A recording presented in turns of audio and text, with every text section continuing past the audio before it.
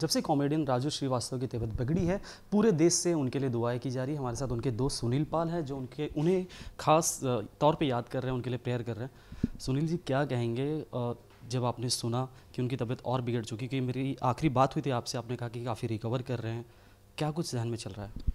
बिल्कुल रिकवर कर रहे हैं। और मैं तो भगवान से प्रार्थना कर ही रहा हूँ, आप सब भी प्रार्थना कीजिए। जितनी दुनिया को उन्होंने हंसाया, मुझे नहीं लगता कि परमात्मा उनको और उनके परिवार को ज़रा सा भी नाराज़ करेंगे। हंसाएंगे, मुस्कुराएंगे और जल्द से वापस आएंगे, क्योंकि सीरियस शब्द जो है उनके जीवन में ना कभी था ना कभी होगा, क्योंकि हंसने वाले और हंसाने वाले की ज़िंदगी में सीरियस हो ही नहीं सकती।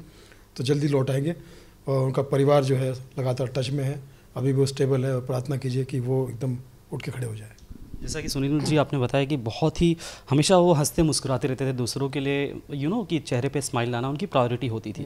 तो किस तरह आप याद कर रहे हैं आज उन्हें? क्या यादें जो हैं फिर से एक बार ताज़ा हो गई? क्योंकि आपने उनका वो दौर देखा है जब वो स्टारडम की बुनियाद पर चढ़ रहे थे, आपने उनके साथ शो भी किया है। तो क्या यादें, किस तरह याद कर रहे हैं? मैं जब स्कूल में था हिंगनघाट में, वर्धा डिस्ट्रिक्ट में, तो तब एक कैसेट आई थी हंसना मना, जिसमें राजू भाई का फ़ोटो बच्चन साहब की तरह एकदम ऐसे करके, वो एकदम हैंडसम फ़ोटो उनका, और वो कैसेट में ख़रीद के लाया था। और मैं बहुत हंसता था, क्योंकि उसमें वो जोक था, जब भैया गजोदर भैया शोले फिल्म देखने जाएंगे तो क्या होगा, वो पूरी कहानी सुना रहे हैं भैया जो है। तो वो मुझे अच्छा लगता था, ये राजू जॉनी भाई का कैसेट तो हमने सुना है, लेकिन ये कौन है? क्योंकि जॉनी भाई तब तक फिल्म स्टार बन चुके थे। तो हमारी मैं मन में सोच रहा था कि जॉनी भाई तक तो पहुँचना मुश्किल है, लेकिन इनको मैं पकड़ सकता हूँ, इनके साथ में रह के कुछ सीख सकता हूँ, और ऐसा मुझे ये बनना है। तो मैं जब बॉम्बे में आया 1995 में, तो दीपू श्रीवास्तव जी से मेरी मुलाकात हुई। उन्होंने अपने राजू भाई से मुझे मिलाया, और राजू भाई ने मुझे एक जगह बुलाकर खूब आशीर्वाद दिया, सपोर्ट किया, पैसे दिए, और बोला कि मेरे टच में रहे, लगातार वो मेरे टच में रहे। और कभी ऑडियो उनका जब बनता था उसमें मुझे चांस देते थे, कभी वीडियो बनता था वीनस से, उसमें चांस देते थे, शोज़ में भी मुझे बुलाते थे।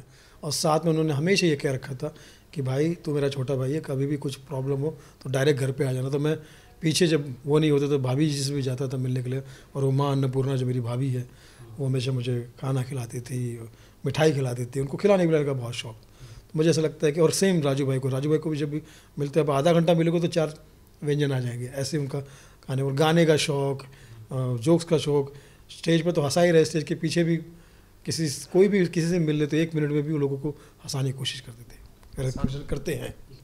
साथ ही अगर सुनील भाई बात की जाए तो क्या कि आखिरी बार कब बात हुई थी, या उनके परिवार वालों का क्या रिस्पांस? क्योंकि हमने भी कई बार कांटेक्ट करने की कोशिश की, क्या कुछ उनका कहना है, क्या कह रहे हैं?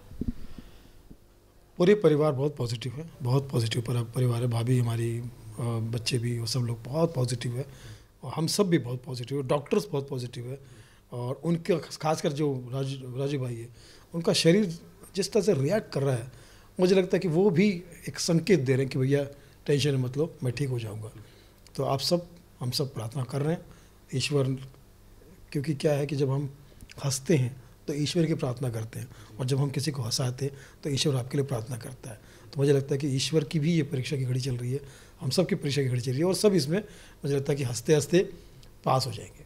साथ ही सुनील जी, कि 28 साल का आपने वक्त दिया है, उनके साथ बिताया है, कोई ऐसी उनकी विश जो वो चाहते थे, या उनकी कोई कुछ ऐसी कोई उम्मीद थी?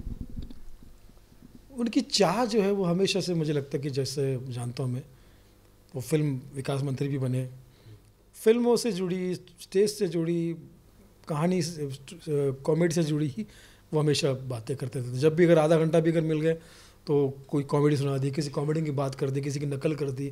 वो सर से पाँव तक कॉमेडियन थे, वो कॉमेडियन है। तो मैं समझता हूँ कि इस चीज़ को मुझे ऐसा लगता है कि हमें ध्यान में रखना चाहिए कि वो एक हंसता हुआ नूरानी चेहरा है।